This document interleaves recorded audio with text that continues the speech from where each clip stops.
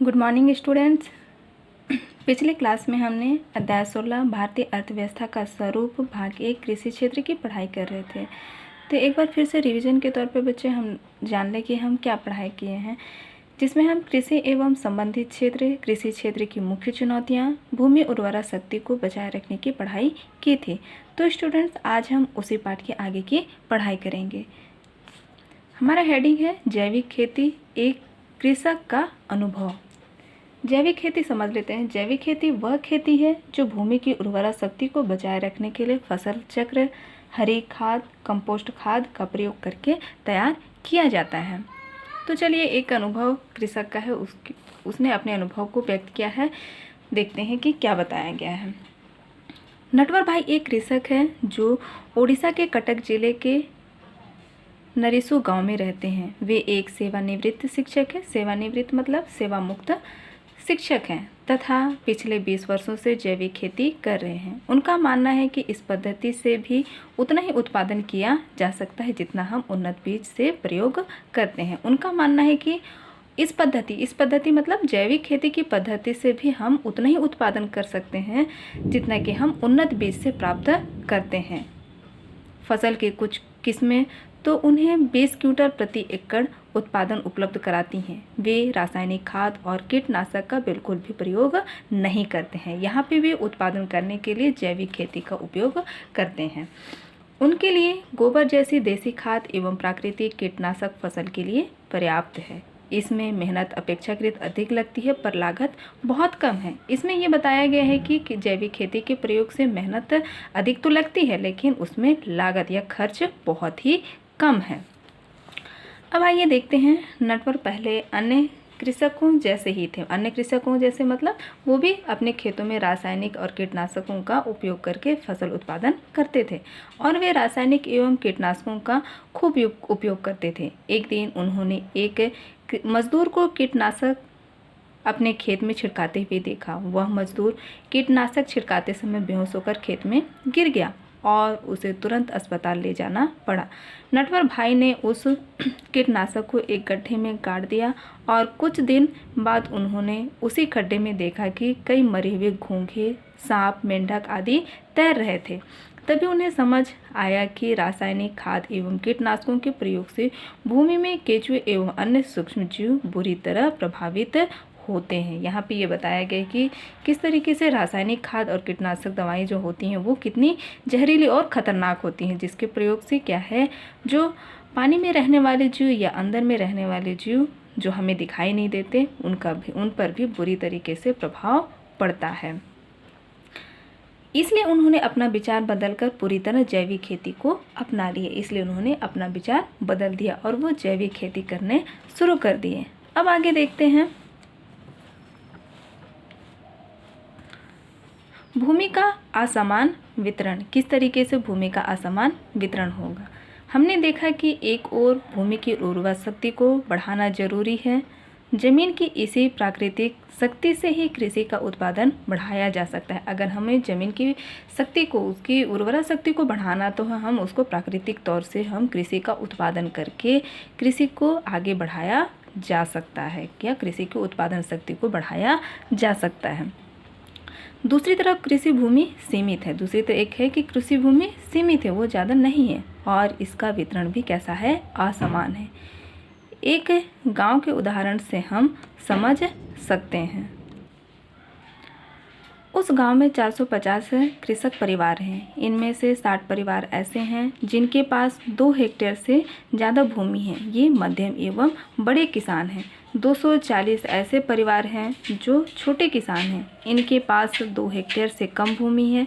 परिवार में पीढ़ी दर पीढ़ी उसी भूमि के बंटवारे के चलते सभी लोगों को कृषि के जरिए रोजगार नहीं मिल पाता है। यहाँ क्या है कि धीरे धीरे भूमि के बंटवारे की वजह से लोगों के पास भूमि की कमी होती जा रही है और साथ ही साथ में रोजगार की भी समस्या उत्पन्न हो रही है। ये परिवार गैर कृषि कार्य में रोजगार की तलाश कर रहे हैं, मतलब कृषि के अलावा और ऐसे कृषि क्षेत्र से अपने लिए रोजगार प्राप्त करने की कोशिश कर रहे हैं।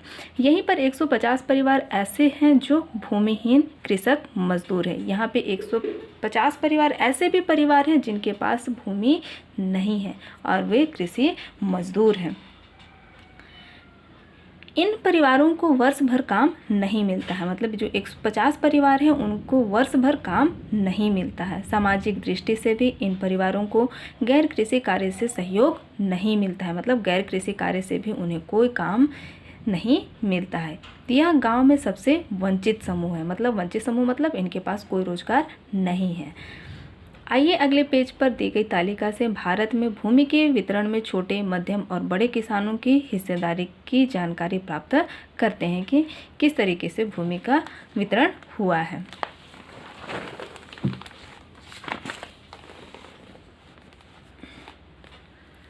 यहाँ तालिका के माध्यम से दिखाया गया है कि क्रमांक करके किसान है, जिसमें पहले नंबर पे छोटे किसान के बारे में बताया गया है। किसान की भूमि आबादी का प्रतिशत जो 2 हेक्टेयर से कम है। कृषकों की भूमि का प्रतिशत कितना है? 85%। उसी तरीके से जुताई की गई भूमि का प्रतिशत 45% है। दूसरे में बताया कि मध्यम एवं बड़े किसान जो जिनके पास 2 हेक्टेयर से अधिक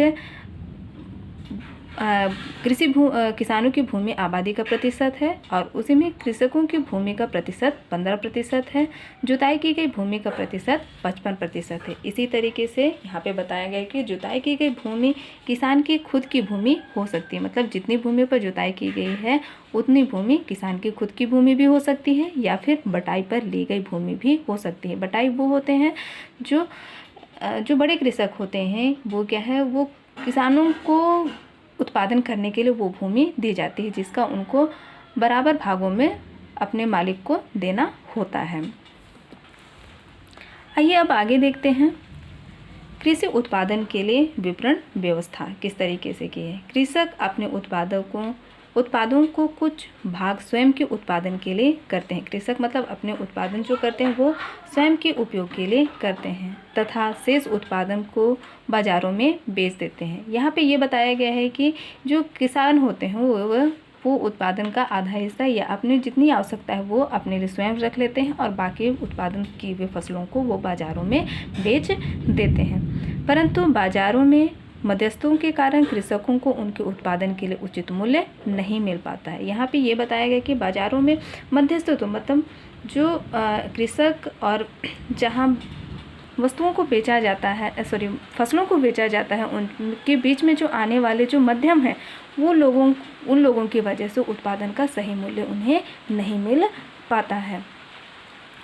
ऐसे मध्यस्थ कृषकों से अनाज को कम कीमत पर खरीदकर अधिक कीमत पर अन्य स्थानों पर बेच दिया जाता है। जो मध्यस्थ जो होते हैं वो कृषकों से अनाज कम कीमत पर खरीद करके वो दूसरी जगह पर अधिक कीमत पर उन फसलों को बेच दिया जाता है, जिससे मध्यस्थों को फ़ायदा होता है। इस समस्या को कम करने के लिए सरकार द्वारा विभिन्न अनाजों का न्यूनतम समर्थन मूल्य घोषित किया गया है। मतलब इन जो मध्यस्थों की वजह से जो किसानों को नुकसान हो रहा है उसके लिए सरकार ने क्या है, न्यूनतम समर्थन मूल्य में किसानों को उनकी अनाजों का सही मूल्य प्राप्त होता है, और सरकार क्या है, निर्धारित करती है कि उनकी फसलों का सही उचित मूल्य दिया जा सके। एवं सार्वजनिक मंडी व्यवस्था को मजबूत बनाया गया है। सार्वजनिक जहाँ पे सभी कोई अपने अनाजों फसलों को क्या है, सही ढंग से बेच सके। समर्थन मूल्य लागू करने के लिए ज़रूरी है कि किसानों की पहुंच में मंडी या सरकारी क्रय केंद्र उपलब्ध हो, जहां उन्हें फसल का उचित मूल्य मिल सके। समर्थकों द्वारा जहां पे क्या है, समर्थन मूल्य के द्वारा उन्हें उनके उत्पादन का मतलब कृषकों के उत्पादन का मंडी में सही तरीके से उन्हें फ़ायदा हो सके, जहां उन्हें फसल का उचित मूल्य मिल सके, ये बताया गया है। इसके लिए सरकारी मंडियों में खुली नीलामी की जाती है। मतलब खुली नीलामी कहने मतलब जो कृषक है वो मंडियों में आकर के अपने अनाजों को बेच सकता है। यहाँ भाव न्यूनतम समर्थन मूल्य से नीचे नहीं रखा जाता है। मतलब न्यूनतम समर्थन मूल्य से नीचे नहीं रखा जाता, मतलब जितनी राशि या मूल्य निर्धारित किया गया है उससे कम नहीं ली जाती।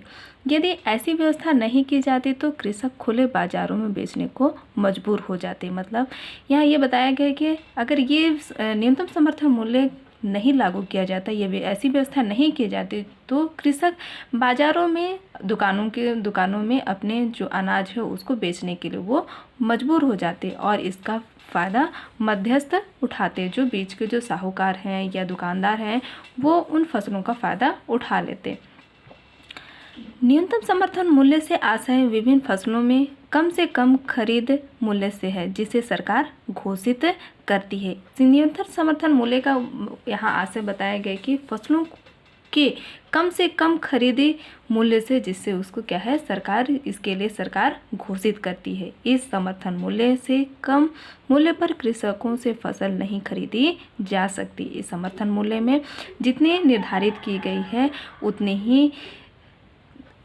उतनी ही राशि पर ही या उतने जितनी मूल्य निर्धारित की गई है उसी आधार पर फसलें खरीदी जाती है। इस हेतु कई बार सरकार स्वयं फसल खरीदने के लिए व्यवस्था भी करती है, मतलब सरकार इसके लिए स्वयं फसल खरीदने के लिए स्वयं व्यवस्था करती है। अब आगे देखते हैं कृषि में साख की आवश्यकता। कृषि में साख की आवश्यकता कैसी होती है। कृषि कार्य हेतु कृषक को बीज, अनाज, जुताई एवं सिंचाई आदि की आवश्यकता होती है। कृषि कार्य मतलब कृषक को कृषि कार्य में ये आवश्यक चीज़ें मतलब बीज, खाद, जुताई, सिंचाई की आवश्यकता होती है, जिन्हें वह क्या करता है, खरीदता है। इसके लिए कृषकों के पास पर्याप्त धन नहीं रहता। ये सारी चीज़ें अपनी जो आवश्यकता की चीज़ें हैं उसको खरीदने के लिए किसानों के पास पर्याप्त धन या राशि नहीं होती। इस कारण कृषकों को ऋण या उधार प्राप्त करना पड़ता है। ये सारी चीज़ों की आवश्यकताओं की पूर्ति के लिए या तो वो ऋण से करेगा या फिर उधार के आधार पर करता है। यही ऋण या आधार अर्थव्यवस्था की भाषा में साख कहलाता है। हमारे देश में कृषक दो प्रकार से साख प्राप्त करते हैं। पहला है संस्थागत साख, दूसरा है गैर संस्थागत साख। ये दो साख है जिसके माध्यम से कृषक अपने लिए आवश्यकता की जो भी चीज़ें हैं या तो ऋण के या उधार के आधार पर वो पूरा करता है। तो पहला यहाँ पे बताया गया है संस्थागत साख।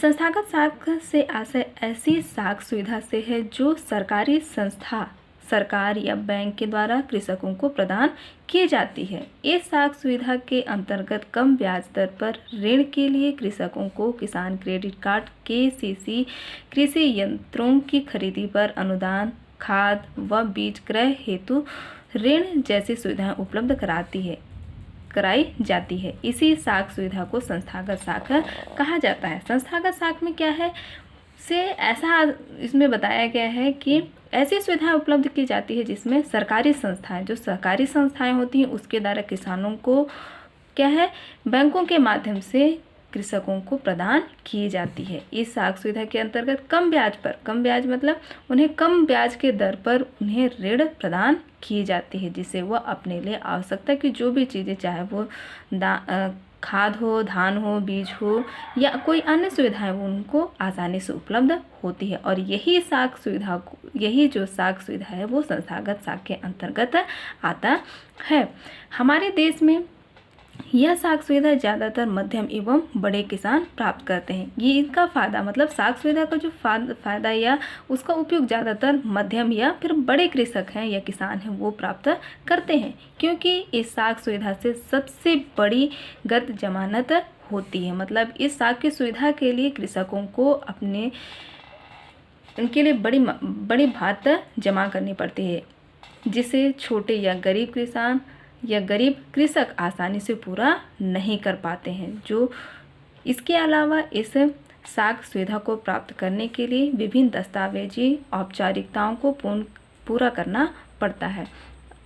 मतलब जब लोन लेने के लिए या सरकार के द्वारा से उन्हें ऋण जो प्रदान होती है उसके लिए कुछ दस्तावेजी जानकारी जो बैंकों में जमा करनी पड़ती है। तो उन सुविधाओं को प्राप्त करने के लिए कृषक उन जो आहर्त है या जमानत भर्त है कहा गया है वो पूरा वो नहीं कर पाते। इन्हीं कारणों से ज़्यादातर छोटे एवं गरीब कृषक संस्थागत साख सुविधा से वंचित हो पाते हैं, क्योंकि वो दस्तावेज या जानकारी कलेक्ट करने में या इकट्ठा करने में वो असुविधा हो जाते हैं। पूरा नहीं करने की वजह से वे जो संस्थागत साख के अंतर्गत जो सुविधा प्रदान की जाती है उसका फ़ायदा छोटे एवं गरीब किसान या कृषक नहीं ले पाते हैं।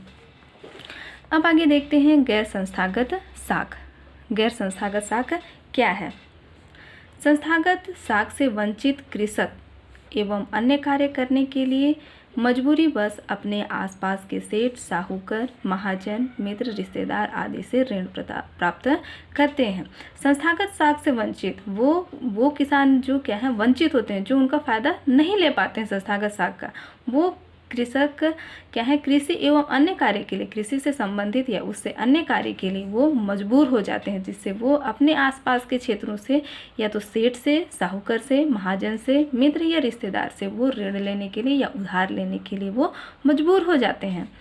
ऋणदाता इन कृषकों की मजबूरी का फायदा उठाकर ऊंची ब्याज दर पर ऋण प्रदान करते हैं। जो ऋणदाता जो ऋण देते हैं कृषकों को, वो क्या करते हैं, कृषकों के जो मजबूरी है वो उसका वो फ़ायदा उठा करके ऊंची ब्याज दर पर जो उनको ऋण प्रदान करती है वो ऊंची ब्याज दर पर उनको देते हैं, जिसका वो फ़ायदा उठा लेते हैं। यह साख सुविधा आपसी समझौते एवं वायदे के आधार पर होती है। ये साख सुविधा में कैसी है, समझौता किया जाता है एवं वायदों के आधार पर कि अगर यदि वह या तो उनको दिन की मोहलत दी जाती है, उसी आधार पर वो क्या है उन्हें ऋण देने के लिए वो तैयार हो जाते हैं। इसमें किसी प्रकार की कागजी एवं दस्तावेजी औपचारिकताओं को पूरा नहीं करना पड़ता है। ये जो गैर संस्थागत साख हैं, इसमें क्या है कागज, न तो उसमें कागज की आवश्यकता होती है या किसी दस्तावेज की आवश्यकता होती है। इस साख सुविधा को गैर संस्थागत साख के नाम से जाना जाता है और यही साख सुविधा को हम गैर संस्थागत साख के नाम से ही जानते हैं। अब आगे देखते हैं हमारे देश में कृषि साख के वितरण का अध्ययन करने पर पता चले कि सक्षम कृषकों को संस्थागत साख मिल जाता है। यहाँ पे ये बताया कि ये अध्ययन करने के बाद कृषि साख के वितरण का अध्ययन करने पर पता चला है कि सक्षम कृषक जो सक्षम है वो कृषक संस्थागत साख मिल जाते हैं, उनको आसानी से संस्थागत साख मिल जाती है, परंतु साधनहीन जिसके पास साधन नहीं है वैसे कृषकों को संस्थागत साख आसानी से प्राप्त नहीं हो पाता है। जो गरीब होते हैं वो संस्थागत साख का फायदा नहीं ले पाते हैं। आगे ये बताया गया है, हम वर्ष 2012 में भारत में ग्रामीण परिवार की साख स्रोतों को वृत्त आरेख 16.7 के माध्यम से समझ सकते हैं। इस आरेख के माध्यम से ग्रामीण परिवारों द्वारा लिए गए कुल ऋण का कितना प्रतिशत संस्थागत तथा कितना प्रतिशत गैर संस्थागत है इसका पता चलता है। आगे आप लोगों को ये डायग्राम दिख रहा है, आप लोग इसको देख सकते हैं। यहाँ पे सुविधा के लिए रंगों के माध्यम से दिखाया गया है जो वर्ष 2012 में भारत में कृषक परिवार के साख स्रोत को बताया गया, जिसमें संस्थागत साख और गैर संस्थागत साख। तो यहाँ पे रंगों के माध्यम से हम देख और समझ सकते हैं। यहाँ पे सरकारी और व्यावसायिक बैंक जो कितना है 61% दिखाया गया है। जो यहाँ से यहाँ तक जो आप ऑरेंज कलर में देख सकते हैं, ये सरकारी और व्यावसायिक बैंक जो 61% साख संस्थाओं के द्वारा दिया जाता है उपयोग में। अब है सरकारी और अन्य औपचारिक स्रोत। आप देख सकते हैं सरकारी या औपचारिक स्रोत हैं जो 3% हैं। फिर है गैर संस्थागत साख के अंतर्गत व्यावसायिक और कृषि ऋणदाता 30%। यहाँ आप देख सकते हैं यहाँ पे 30% व्यावसायिक और कृषि ऋणदाता के रूप में दिखाया गया है। अगला है व्यापारी और जमींदार जो कितने हैं 1% हैं। अगला है रिश्तेदार और मित्र कितने प्रतिशत 4% यहाँ पे दिखा है। अन्य स्रोत जो कि 1% हैं। इस तरीके से वर्ष 2012 में भारत में कृषक परिवार के साख स्रोत को पता लगाया है। चलिए अब आगे देखते हैं।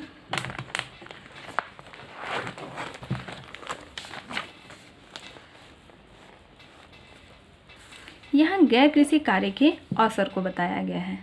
आज़ादी के समय हम अधिकांश अपने उपभोग के लिए अनाज का उत्पादन करते थे। आज़ादी के समय हम अधिकांश जो क्या है अपने उपभोग के लिए किसका उत्पादन ज़्यादातर करते थे, अनाज का उपयोग ज़्यादा करते थे एवं सीमित मात्रा में बाजार में अनाज बेचा करते थे। मतलब सीमित मात्रा में, बहुत अधिक मात्रा में नहीं बल्कि सीमित मात्रा में अनाजों को बेचा जाता था। परंतु अब खेती ने व्यावसायिक स्वरूप धारण कर लिया है। व्यावसायिक रूप धारण मतलब अब क्या है, अब खेती को व्यवसाय के रूप में उसे लाया गया है। इस कारण खेती के लिए ज़रूरी साधन खरीदे जाते हैं, मतलब खेती में जो भी ज़रूरी आवश्यक चीज़ें हैं, सामान हैं, वो खरीदे जाते हैं, जैसे बिजली, खाद, बीज, ट्रैक्टर, ट्यूबवेल, हार्वेस्टर आदि, ये सारी चीज़ें खरीदे जाते हैं। इसके लिए साख की ज़रूरत होगी, जिसका पूर्व में उल्लेख किया जा चुका है। ये सब हम साख के अंतर्गत हम क्या है, बैंकों के माध्यम से सहकारी जो भी योजनाएं होती हैं उसके अंतर्गत किसानों को प्रदान की जाती है। अब खेती की पैदावार का एक बड़ा हिस्सा बाज़ार में बेचने के लिए लाया जाता है। अब क्या है, खेती की पैदावार को बढ़ा करके हम बाज़ारों में अपने फसल को क्या है बेचने के लिए लाया जाने लगा है।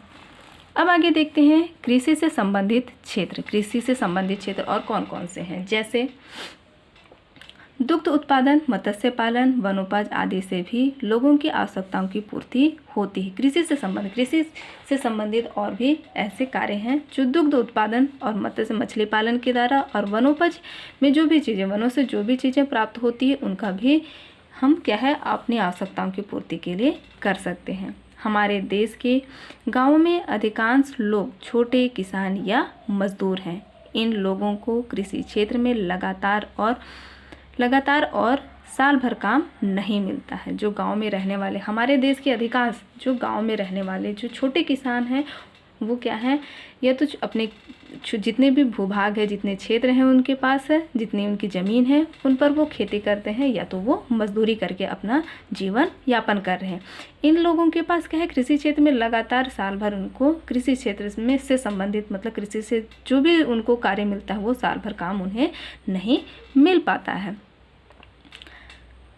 फलस्वरूप छोटे एवं गरीब कृषक कृषि के प्रमुख कार्य जैसे जुताई, बुआई व कटाई का कार्य करते हैं। खाली समय में किसी दूसरे कार्य जैसे मजदूरी, स्थानीय बाजार में सब्जी बेचना, ईंट भट्ठों पर काम करना, मकान निर्माण में काम करना या अन्य क्षेत्रों में पलायन करके आय अर्जन करते हैं। यहाँ पे जब वो खेती के टाइम में तो खेती करते हैं, लेकिन बाकी जब उनके पास कोई काम नहीं रहता है तो उस समय वो दूसरे कार्यों में लग जाते हैं, जैसे वो या तो मजदूरी करेंगे या बाज़ारों में जो स्थानीय बाज़ार लगते हैं वहाँ पे सब्जी बेचने का काम किया जाए, या फिर आसपास के भट्ठों में काम करने लग जाते, या फिर मकान निर्माण या अन्य कोई क्षेत्र जहाँ पे पलायन करके, मतलब एक जगह से दूसरी जगह जा करके वो अपने लिए आय प्राप्त करते हैं।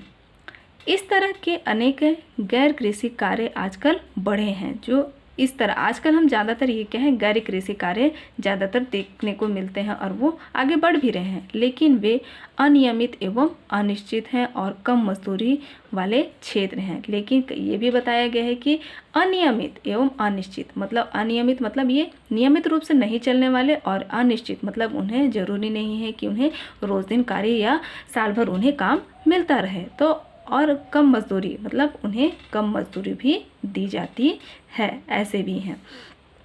सबके लिए विकास की कल्पना तभी की जा सकती है जब एक चुनौती के हल खोजने के प्रयास किए जाएं, क्योंकि हमारा जो भारत देश है वो ज़्यादातर कृषि पर निर्भर है। तो ये बड़ी चुनौती है कि हम किस तरीके से कृषकों या ऐसे मजदूरों जिनके पास कृषि के अलावा कोई और साधन मिल सके, उसके लिए क्या है, एक बड़ी चुनौती है कि सभी लोगों को समान रोजगार मिल सके। तो बच्चों लेसन हमारा यहीं तक ख़त्म होता है। आप लोगों का होमवर्क है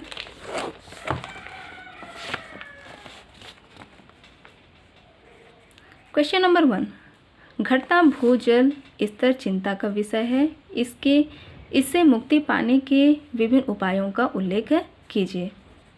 क्वेश्चन नंबर 2, उत्पादन में वृद्धि के साथ साथ भूमि की उर्वरा शक्ति कम होती जा रही है, ऐसा क्यों, कारण बताइए।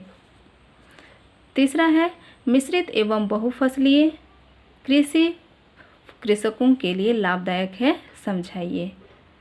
आप लोगों को 3 क्वेश्चन दिया जा रहा है बच्चों, आप इसे हल कीजिएगा। Thank you.